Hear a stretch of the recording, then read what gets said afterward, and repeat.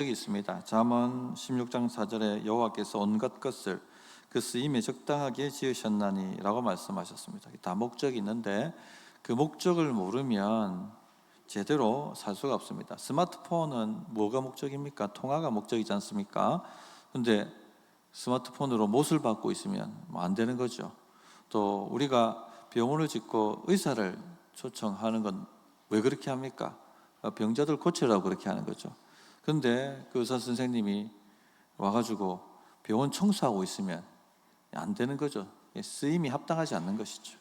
이처럼 자기 존재 목적을 알아야지 방황하지 않습니다. 제대로 삶을 살 수가 있는 것입니다. 예수님께서 우리를 제자로 부르셨습니다. 여러분은 예수님의 제자들입니다.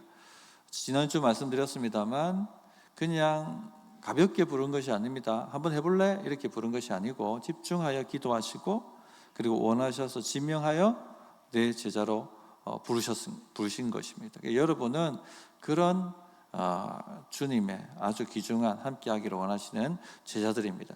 그런데 왜 부르셨나는 겁니다. 왜 제자로? 목적을 알아야 되는 것이죠. 그래야지 주의 뜻을 성취하고 제대로 된 삶을 살 수가 있는 것입니다. 그래서 오늘은 제자로 부르신 목적이 뭔가 하는 것을 살피려고 합니다. 왜 우리를 제자로 부르셨는가? 첫째, 예수님과 함께 있게 하시기 위해서 그렇다는 겁니다. 14절을 한번 보십시오. 이 12를 세우셨으니 이는 자기와 함께 있게 하시고 또 보내사 전도도 하며 라고 말씀하셨습니다. 함께 있게 하신다. 말 그대로입니다. 예수님과 함께 있고 함께 밥 먹고 함께 자고 함께 걷고 함께 여행하고 그렇게 하시기 위해서 제자를 부르셨다는 겁니다. 그 예수님 시대 때 랍비와 제자의 관계는 오늘날처럼 그냥 학교에서 그 수업 시간에 만나는 스승과 제자의 관계가 아닙니다. 당시 랍비의 제자 교육은 함께 생활하는 것입니다. 함께 먹고 함께 자고 함께 대화하고 함께 배우고 함께 여행하고 함께 걷고 그렇게 하면서 스승의 지식을 배울 뿐만 아니라 스승의 삶까지도 배우는 것이 그 당시의 제자 훈련이었습니다. 도제식 훈련이라고 하죠. 오늘날 이것을 적용하면 그 예수님과 함께 있는다는 것이 무엇일까요? 지금 주님은 육체로 우리와 함께 거하시지 않는데 예수님과 교제하는 것입니다. 유기성 목사님은 24시간 주님을 바라보라 이렇게 적용했죠. 좀 더 간단하게 말씀드리면 주님 앞에 기도하고 말씀을 묵상하고 그렇게 교제하는 것입니다. 그렇게 주님과 함께 시간을 읽는 것입니다. 지금 예배하는 것도 주님과 교제하는 것이죠. 그렇게 하기 위해서 우리를 제자로 부르셨다는 것입니다. 중요한 게 항상 주님과 교제가 먼저 와야 합니다. 제자로 우리를 부르신 첫 번째 목적은 자기와 함께 있게 하시는 것. 이 순서가 바뀌면 안 됩니다. 주님과 함께 있는 것이 항상 먼저 와야 합니다. 지금 은퇴하셨지만 양 교수님이라고 신학대학원에서 역사신학 가르치시던 교수님이 계셨습니다. 한번 제가 처음 우리 교회 왔을 때 한번 이분 예를 한번 든 적이 있었는데요. 이분은 이 신학교 교수니까 연구하고 책을 펴내는 것, 책을 만드는 것, 그것이 이분의 일이었습니다. 강의하고 책을 연구하고 책을 만들어내는 것이 이분의 일이었죠. 제가 THM 할 때 이분에게 강의를 들었는데 그때가 혈액암에서 완치가 되어가지고 첫 번째 했던 아마 TH 수업이었던 것 같습니다. 그때 그분의 간증을 들었습니다. 책을 만들고 연구하고 하는 것이 너무 재미있어서 또 시간이 많이 걸리지 않습니까? 바쁘다는 핑계로 기도하고 주님과 묵상하고 말씀을 묵상하고 교제하는 시간들을 뒷전으로 여겼다는 겁니다. 물론 하기는 했죠. 그런데 형식적으로 하고 충분히 깊게 주님과 교제하지 않았던 것입니다. 마음의 내면에는 나는 너와 좀 더 시간을 보내고 싶다. 나는 너와 교제하고 싶다. 그런 주님의 음성이 들려왔지만 몇 번씩 그것을 덮어버린 거죠. 왜? 시간 지금 바쁘니까. 책을 하나 내려고 하면 마감일이 다가오지 않습니까? 얼마나 바쁩니까? 밤을 꼬박 새도 그 마감을 맞추기가 어렵습니다. 또 강의 준비한다고 얼마나 바쁩니까? 또 연구한다고 다음 것도 연구해내야 되지 않습니까? 연구한다고 논문 쓴다고 얼마나 바쁩니까? 시간이 없습니다. 그런 핑계를 대고 주님과 교제를 뒷전으로 미루고 했던 것입니다. 그러다 자신이 연구하고 낸 책으로 인해서 교단적으로 큰 오해를 받습니다. 그것이 엄청난 스트레스로 다가왔죠. 사방에서 그를 공격했고 또 이 교수직이 날아갈 만큼 큰 위기도 경험하게 됩니다. 그때 혈액암이 발병합니다. 엄청난 스트레스를 받은 거죠, 이분이. 그러니까 투병하면서 깨달은 것이 자신이 그렇게 소중하고 중요하게 여겼던 연구하고 책을 펴냈던 일들이 그렇게 중요하지 않다는 것입니다. 주님과 교제하는 것에 비하면 그렇게 중요하지 않다는 것입니다. 연구하고 책을 내는 것이 환난 날에 만날 큰 도움이 아니더라는 것이죠. 연구하고 책을 내던 것이 환난 날에 피할 반석이 안 되더라는 것입니다. 누가 그런 반석이십니까? 누가 피할 반석이 되십니까? 예수님이죠. 예수님만이 우리가 환난 날에 만날 큰 도움이 되시고 피할 반석이 되시는 것입니다. 그런데 이걸 너무나도 잘 알지만 바쁘다는 이유 때문에 우리가 뒷전으로 미룰 때가 얼마나 많이 있습니까? 사업을 일으키는 것, 열심히 가정을 일구는 것 너무나 중요한 일이죠. 그러나 그것보다 더 중요한 것이, 수만 배 더 중요한 것이 주님과 함께 있는 것, 주님과 교제하는 것, 주님과 시간을 보내는 것입니다. 아무리 사업을 크게 일궈놓은들, 가정을 아무리 아름답게 이뤄놓은들 큰 환난 당할 때 그것이 비난처가 되지 않고 도움이 되지 않습니다. 오직 주님만이 우리의 도움이 되시고 피난처가 되시는 것이죠. 병에 걸리고 난 이후에야 교수님이 병에 걸렸는데, 죽을 병에 걸렸는데 지금 연구하고 책을 펴내는 게 무슨 의미가 있습니까? 다 내려놓고 전폐하고 아침에 일어나면 기도하고 묵상하고 주님과 교제하고 대화하고 하루 종일 그렇게 시간을 보낸 것입니다. 죽을 병 걸린 사람한테 이것만큼 위로가 어디 있습니까? 그때 깨달으셨던 것이 내가 좀 더 일찍 주님을 깊이 알았다면, 내가 좀 더 일찍 주님과 교제를 깊이 가졌더라면, 그런 후회가 되시더랍니다. 하나님의 은혜로 이분이 혈액암에서 고침을 받고 완치를 받습니다. 다시 일상으로 복귀가 되었습니다. 그런데 이분이 일상으로 복귀된 이후에 삶이 완전히 바뀝니다. 이제 최고의 우선순위는 주님과 교제하는 것입니다. 아무리 바빠도, 아무리 이 논문 마감이 밀려도, 강의 준비가 바빠도 다 내려놓고 주님과 교제하는 시간을 제1순위로 삼으셨다라고 그때 말씀을 하셨습니다. 성도님들, 우리는 예수님의 제자들입니다. 주님께서 제자로 우리를 불러주신 1차적 목적이 뭐냐? 주님과 함께 있게 하기 위해서 부르셨다는 것. 꼭 이것을 기억하십시오. 주님 발치에 앉아서 주의 말씀을 듣고 주님과 대화하고 기도하고 하는 것이 우리 삶의 최고의 우선순위가 되어야 하는 것입니다. 그런데 많은 분들이 알면서도 놓칩니다. 다 읽고 나서야 깨닫습니다. 우리 성도님들 그런 우를 범하지 않기를 바랍니다. 마르다와 마리아 이야기를 너무나도 잘 알고 있지 않습니까? 마르다와 마리아는 자매죠. 그 집에 예수님께서 오셨습니다. 주님 오신다는 그 이야기를 듣고 마르다는 그 전날부터 음식 준비한다고 식재료 준비하고 또 집안 치운다고 이것저것 쓸고 닦고 그렇게 마음이 분주했습니다. 드디어 당일날 예수님께서 제자들과 함께 오셨죠. 여전히 그러나 지금 마르다는 분주하고 바쁩니다. 이제 식사 준비 만든다고. 그런데 도와야 할 동생 마리아는 자신의 일을 돕지 않고 어디에 있습니까? 예수님 발치에 앉아서 주의 말씀을 듣습니다. 당시 스승에 발치 않는다는 것은 스승과 대화하고 그의 말을 말씀하시는 것을 듣고 배우고 하는 것을 발치 않는다. 그렇게 표현합니다. 즉 마리아는 예수님과 교제하는데 온 정신이 다 빠져가지고 거기에 있는 거예요. 마르다 신경이 날카로워집니다. 그리고는 자신의 일을 돕지 않는 마르다를 향해서 성질을 부립니다. 누가복음 10장 39절부터 40절에 보면 이렇게 얘기하죠. 그에게 마리아라 하는 동생이 있어 주의 발치에 앉아 그의 말씀을 듣더니 마르다는 준비한 일이 많아 마음이 분주한지라 예수께 나아가 이르되 주여 내 동생이 나 혼자 일하게 두는 것을 생각하지 아니하시나이까 그를 명하사 나를 도와주라 하소서. 지금 성질 내고 있는 거죠. 누구에게? 예수님에게까지 성질을 내고 있는 것입니다. 그런데 예수님께서 마르다에게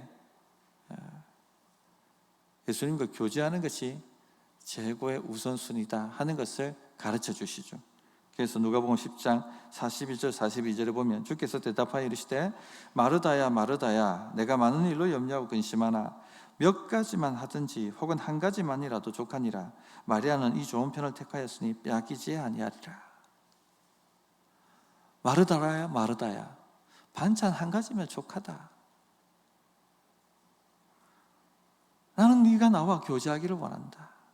너무 분주하게 바쁘게 살지 마라. 지금 그렇게 얘기하시는 거예요. 성도님들, 우리는 어떻습니까? 예수님과 교제가 우선입니까? 우리 성도님들이 일한다고 너무 바쁩니다. 교회 와서도 일한다고 바쁩니다. 교회 와서 최고의 우선순위가 뭡니까? 예배예요, 예배. 주님 발치에 앉아서 주의 음성을 듣는 겁니다. 근데 주일 봉사한다고 너무 바빠요. 반찬 한 가지면 족합니다. 너무 이벤트, 주일학교도 너무 이벤트 많이 할 필요 없어요.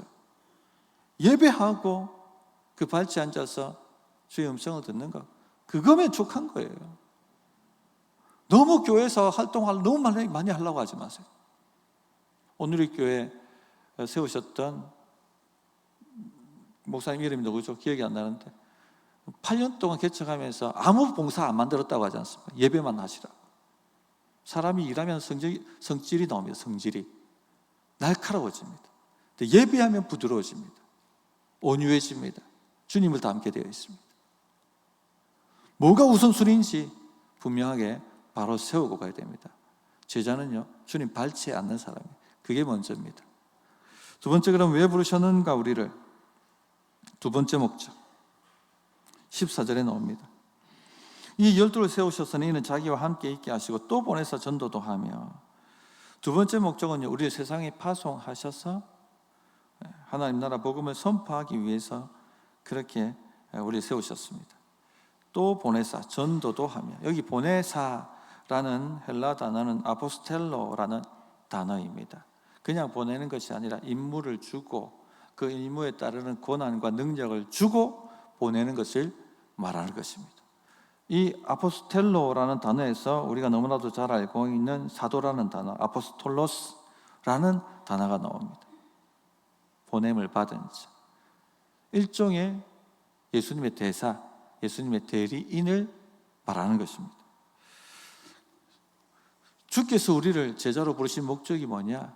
예수님을 대리하여 예수님의 대사로서 이 세상에 나아가 복음을 전파하라고 그렇게 불러주신 것입니다. 목사님, 그런데 우리는 사도가 아니잖아요. 맞습니다. 우리는 아포스톨로스가 아닙니다. 그러나 성경에 보면 우리도 사도급은 아니지만 주의 대사로, 주의 대리인으로 보냄을 받은 자라는 것을 말씀합니다. 요한복음 17장 18절에 보면 아버지께서 나를 세상에 보내신 것 같이 나도 그들을 세상에 보내었고, 여기 보내었고도 아포스톨로입니다. 주일 오전 예배 끝나고 난 다음에 우리가 축도하고 그리고 난 다음에 뭘 합니까? 파송의 노래를 부르죠. 어디로 파송합니까? 세상으로, 일터로, 가정으로. 어떤 자격으로? 예수님의 대사로 가는 것입니다. 이 의식을 갖고 사셔야 돼요. 예수님의 제자는. 오늘 내가 현장에 들어가는데 나는 예수님의 대사로 가는 것입니다. 오늘 가정으로 들어가는데 나는 예수님의 대사로 들어가는 것입니다. 그 의식을 하고 사셔야 되는 겁니다.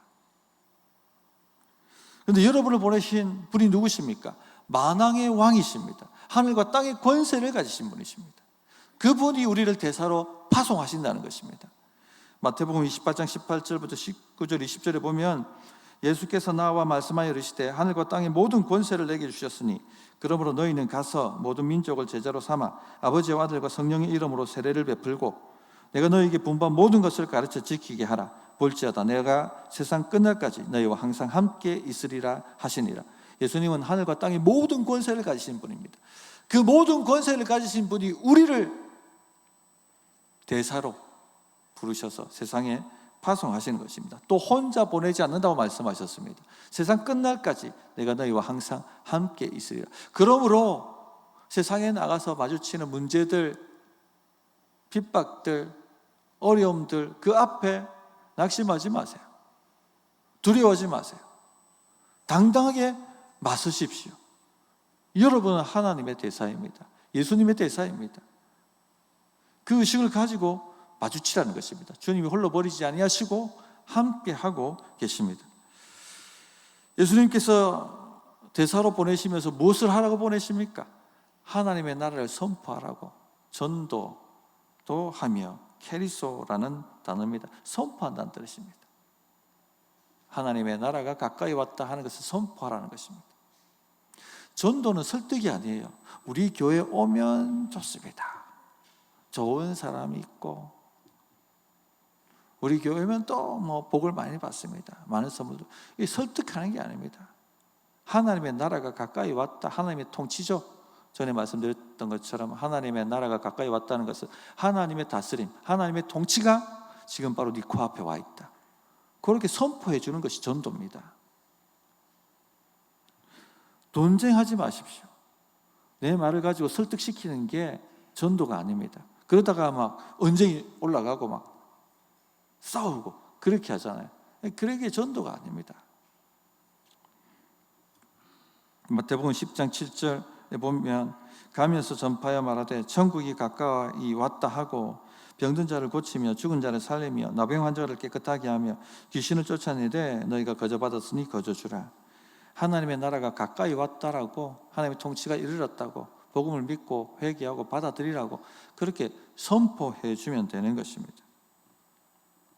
세상은 죄로 가득 차 있습니다. 죄의 권세는 마귀의 권세죠.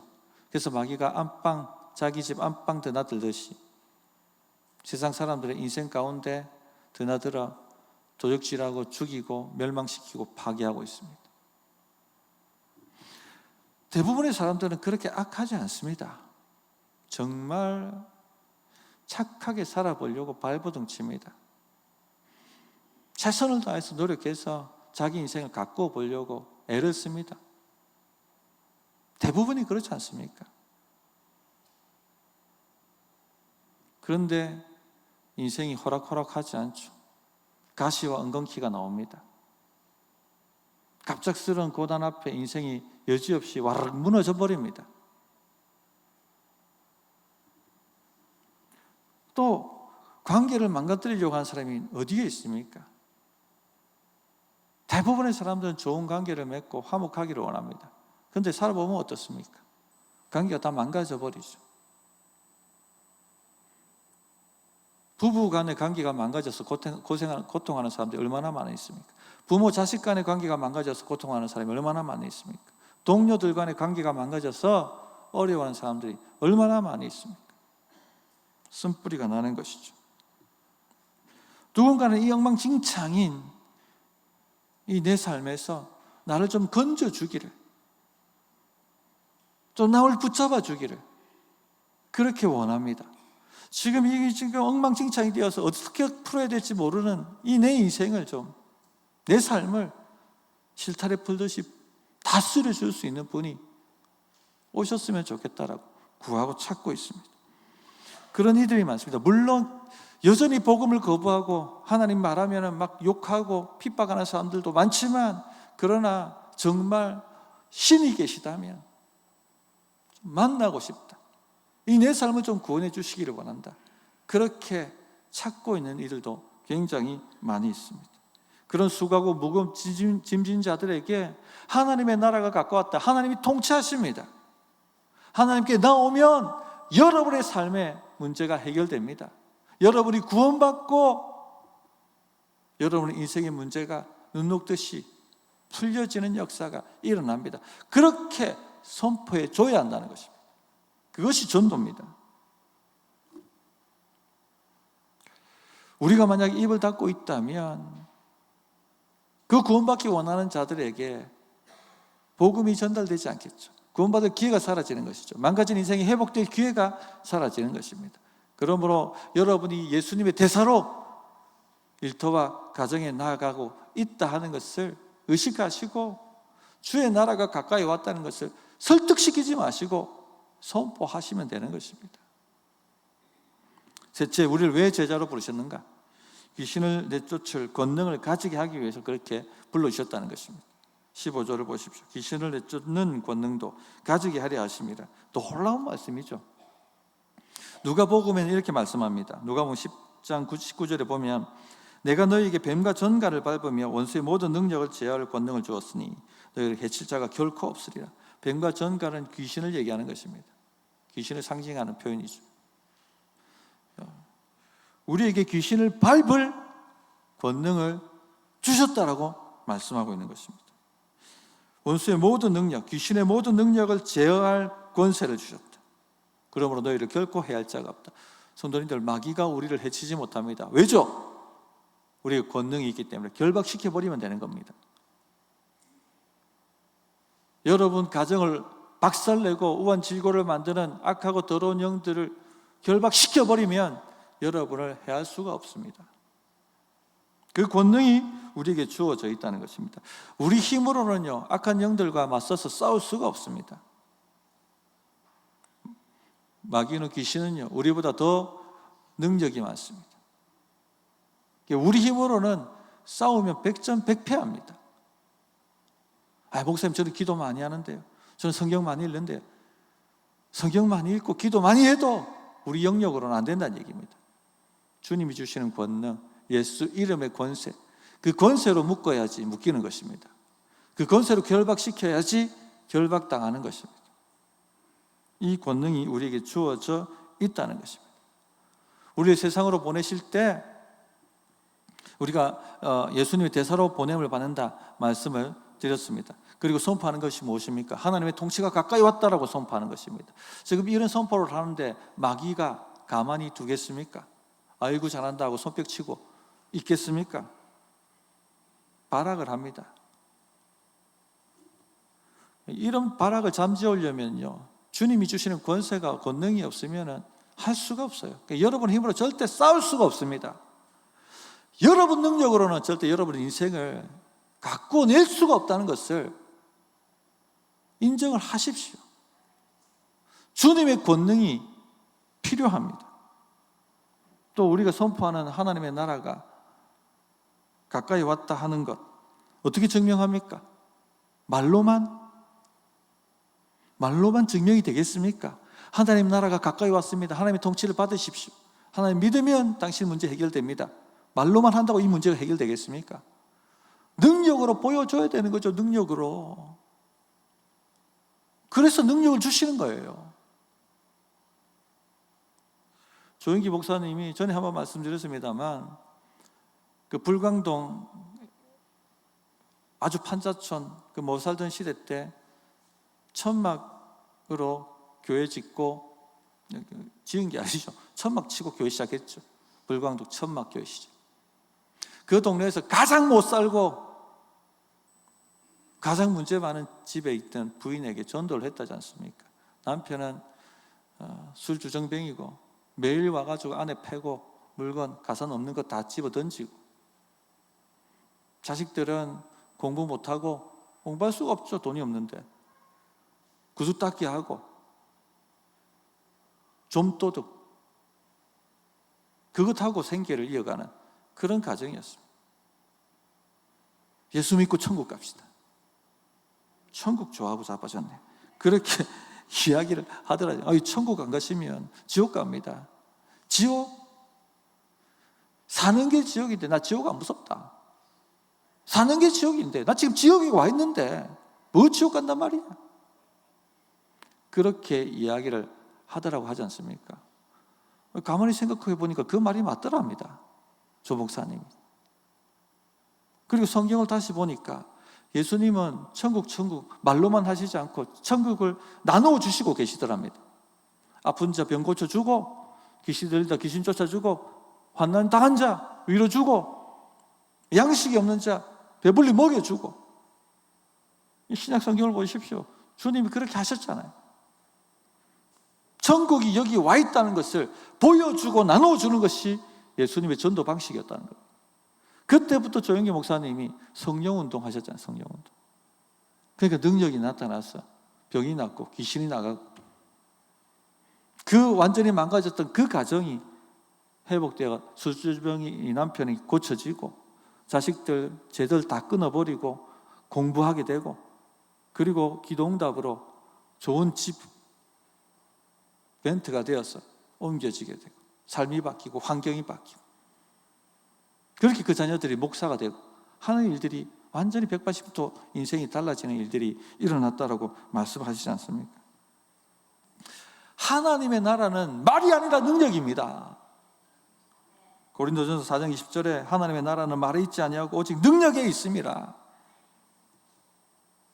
이 능력이 우리에게 주어졌다는 겁니다. 사도행전 1장 8절에 오직 성령이 너희에게 임하시면 너희가 권능을 받고 하셨습니다. 여러분에게 이 권능이 주어져 있다는 것을 믿으십시오. 믿음을 일으키십시오. 말로만 이런 것이 아니에요. 예수의 이름 앞에 더러운 귀신들이 복종하며 떠나갑니다. 여러분의 인생을 좀먹던 문제가 다스려집니다. 그렇게 엉망진창이던 여러분의 가정이 다스려집니다. 사업터와 일터가 다스려집니다. 목사님, 그러면 이 주어진 권능을 어떻게 사용합니까? 어떻게 사용하셔야 됩니까? 대적과 기도입니다. 대적과 기도. 야고보 4장 7절에 그런즉 너희는 하나님께 복종할지어다 마귀를 대적하라 그리하면 너희를 피하리라. 악한 영의 역사라고 여겨지면 예수 이름으로 너를 결박한다 떠나라고 대적하십시오. 가정의 원을 계속 반복하여 만든다면 악한 영들아, 더러운 영들아, 내가 예수 이름으로 너를 결박한다 떠나라고 그렇게 선포하십시오.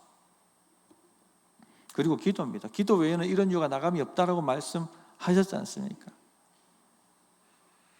우리가 복음을 선포하는 사람들인데, 예수의 대사들인데 마귀가 가만히 놔두겠습니까? 자기 나라를 좀 이렇게 정복해 들어오는 사람들인데, 정복자들인데 주의 권능을 사용해야 됩니다. 그 권능을 사용해서 사람들을 건져내야 됩니다. 옆에 문제 많은 사람들에게 예수 믿으면 당신 문제 해결됩니다 하고 데리고 와서 목장에서 함께 기도해서 하나님이 역사하시는 것을 맛보게 해줘야 되는 것입니다. 그래서 제가 목장을 통해서 영혼을 구원하고 제자 만든다는 것이 이겁니다. 능력을 맛보게 해줘야지 영혼이 구원받고 제자가 되는 거예요. 그 능력이 우리에게 주어져 있다는 것입니다. 우리가 원래 추수감사절날 전도 행사를 했습니다. 그러나 올해부터는 맥추절에도 합니다. 맥추절, 추수감사절, 상반기 한 번, 하반기 한 번, 이렇게 꽝꽝 때릴 겁니다. 지금부터 VIP 정해놓고 기도해 보십시오. 기도하십시오. 믿음을 가지고 기도하십시오. 우리가 그렇게 기도하니까 되지 않습니까? 하나님의 역사가 있다는 것을 듣지 않습니까? 그래서 주변에 문제 있는 사람들에게 하나님 나라가 가까이 왔다 선포하시고 목장으로 초청해서 그 문제 듣고 합심하여 함께 기도해 주셔서 하나님의 나라가 경험되도록 그렇게 하십시오. 그게 전도입니다. 우리의 그 권능이 주어져 있다는 것을 믿으시기 바랍니다. 그래서 악한 영들에게 결박당하고 묶인 사람들을 풀어내어 자유케 만들어주는, 그들을 구원해내는 그런 역사가 우리를 통해서 풍성하게 일어나기를 진실로 바랍니다. 말씀을 정리하겠습니다. 예수님께서 우리를 그냥 부르신 게 아닙니다. 목적을 가지고 불러주셨습니다. 세 가지 목적을 말씀드렸습니다. 제일 첫 번째 목적이 뭐냐? 함께 있게 하시기 위해서. 주님과 그 교제가 삶의 최우선순위가 되게 만드십시오. 그것보다 바쁜 일 없어요. 나중에 다 읽고 나면 깨닫게 됩니다. 병들고 나면 깨닫게 돼요. 환난당하고 나면 깨닫게 됩니다.